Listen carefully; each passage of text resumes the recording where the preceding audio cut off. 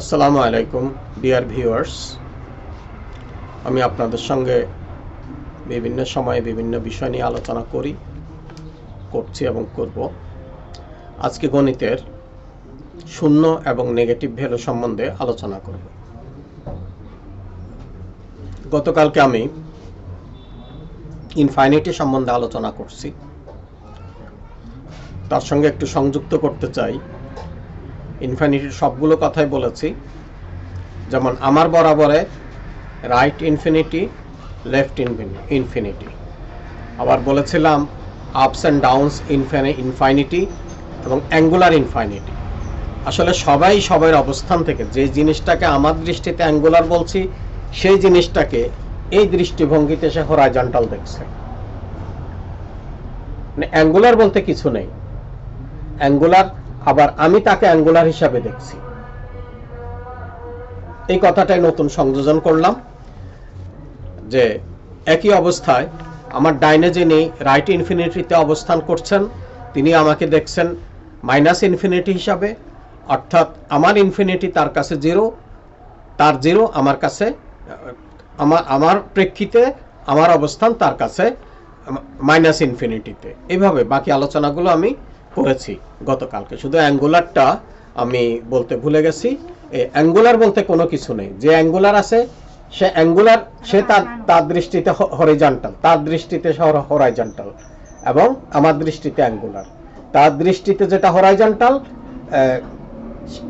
তার কাছে আমি অ্যাঙ্গুলার, এই কথা। এবার আসা যাক নেগেটিভ টার্ম হিসেবে। যেমন আমি তিনটা জিনিস আমার হাতে আছে, তিনটা জিনিস হাতে আছে, যদি আমি একটা জিনিস অপসারণ করি, একটা জিনিস সরাই, তাহলে 3 থেকে 1 গেলে আমার থাকলো 2। একইভাবে আরো একটা গেলে, 3 থেকে 2 গেলে আমার হাতে থাকলো 1। খেয়াল করুন, 1 থেকে 1 গেলে কি থাকলো? 0। 0 বলতে আগে তো কিছুই ছিল না, 0 বলতে কিছুর অস্তিত্ব নেই। আসলে এটা একটা কল্পনা, আমরা গণিতের হিসাবের জন্য এটাকে 0 ধরি। এখন 0 মানে কি? ইউনিভার্সকে বাংলায় বা ফিলোসফিতে বিভিন্ন ভাষায়, বিভিন্ন বাংলায় পারিভাষিক শব্দ হিসাবে ইউনিভার্সকে 0 ধরে। আসলে 0 কিন্তু এত ছোট না, 0 একটা বিশাল অবয়ব। আমার হাতটা জুড়ে এখন 3টা জিনিস ছিল, 3টা জিনিসে অপসারিত হলো, তার মানে 0 বলতে আমার এই পুরা স্পেসটা, এটাই হলো হোল ইউনিভার্স। এই জন্য হোল ইউনিভার্সকে 0 ধরা সঠিক আছে। 0 মানে একদম কিছু নাই নয়। এবার আসা যাক,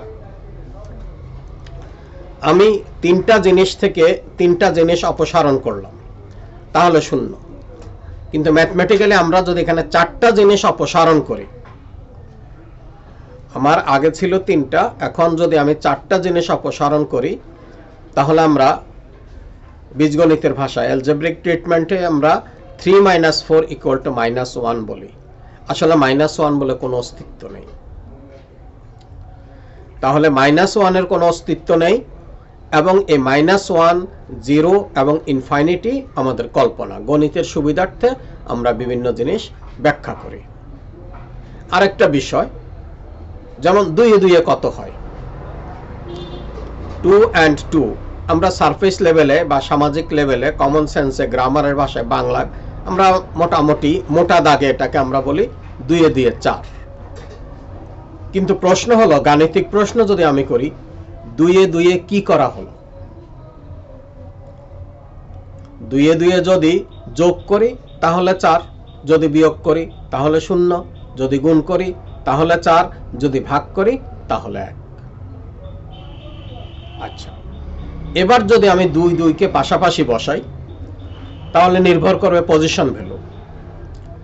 যে দুইটা এককের ঘরে থাকবে তার মান 2 একে 2, যে দুইটা দশকের ঘরে থাকবে সেই দুইটা 2 × 10 = 20। তাহলে 2 এ 2 4 হয়, 2 এ 2 0 হয়, 2 এ 2 2 × 4 হয়, এইভাবে 2/1 হয়, বা 2 পজিশন ভ্যালু হিসাবে 22 হয়। কাজে 2 এ 2 4 বলতে মোটা দাগে আমরা বুঝি 2 and 2 make 4। এটা তো প্রিয় দর্শক শ্রোতা, আজকে আমার আমি আশা করি ভবিষ্যতে এই কথাগুলো আমি ইংরেজিতেও বলবো। আগের একটা ভিডিওতে আমি মাইনাস ইনফাইনিটি জিরো এবং মাইনাস লেভেলে কথা বলেছি ইংরেজিতে।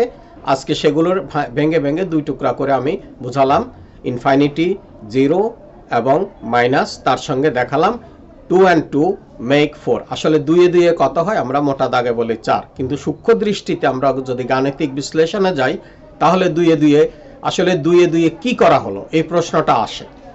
কি দুই পাশাপাশি বসলো, না দুইটা দুই যোগ করা হলো, না দুইটা দুই বিয়োগ করা হলো, না দুইটা দুই গুণ করা হলো, না দুইটা দুই একটাকে একটা দিয়ে ভাগ করা হলো। এইটা প্রিয় দর্শক শ্রোতা, আজকে এই পর্যন্তই। খোদা হাফেজ।